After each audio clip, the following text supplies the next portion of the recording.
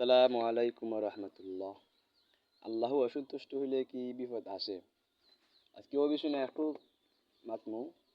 আমরা মনে করতে পারি যে আল্লাহ আমাদের উপর নারাজ, আল্লাহ অসন্তুষ্ট হলে লাগি বিপদ আয়, কিন্তু বিষয়টা এরকম নাই।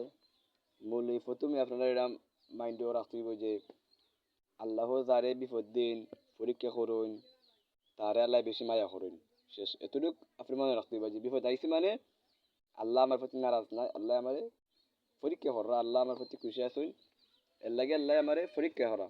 এতটুকু যদি আপনি মাইন্ডে সেট করে রাখি দিন, যে আপনি লাইফও বিভিন্ন কষ্টর সম্মুখীন ওইটা নাই।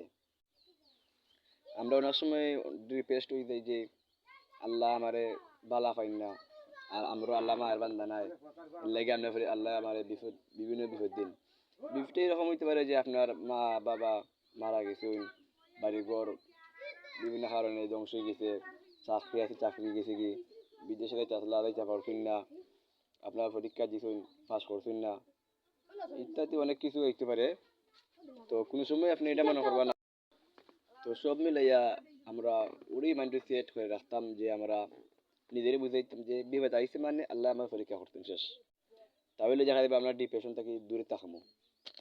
আর এদিন সাহাবিরা নবীর জিজ্ঞাসা করছেন, হি আল্লাহ রাসূল সাল্লাল্লাহু আলাইহি সাল্লাম, যে সবচেয়ে বেশি বিপদে পড়া কার উপরে হয়? আমরা যে নবী তাৎক্ষণিক কইছেন যে নবী রাসূলদের উপর। আমরা তো ইতিহাসে অনেকেই জানি যে আমাদের নবীর উপর কি পরীক্ষা হয়েছিল। নবী জন্মের আগে বাবারে হারাইছেন, 6 বছর বয়সে মারে, 9 বছর বয়সে দাদারে, এরপরে তায়েফে নবী আঘাত পাইছেন, বাড়ি ইব্রাহিম আলাইহিস সালাম, মুসা আলাইহিস সালাম, আরো অসংখ্য নবী রাসূল আছেন যে তারা অনেক বিপদে বাজাইছে, অনেক নবী রাসূলদের হত্যা করা হয়েছে। তো এইরকম যদি বিপদ আপদ আইলেই মনে করি যে আল্লাহ তার উপরে বেজার, তাহলে দেখা যাবে নবী রাসূলের উপরে সবচেয়ে বেশি বিপদ আপদ আইছে।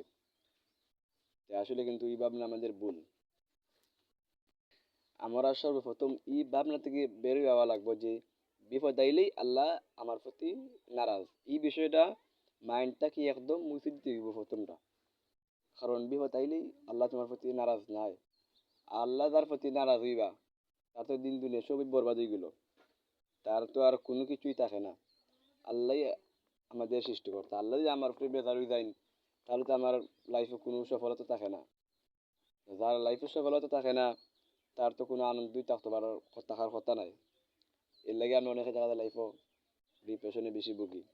সুতরাং এই বিষয়টা মাইন্ডও সেট করে রাখবা যে বিপদ আইলে আল্লাহ আপনার প্রতি বেজার নাই, আল্লাহ আপনারা বাল্লা ফাইন দিকেই বিপদ দিয়েছেন।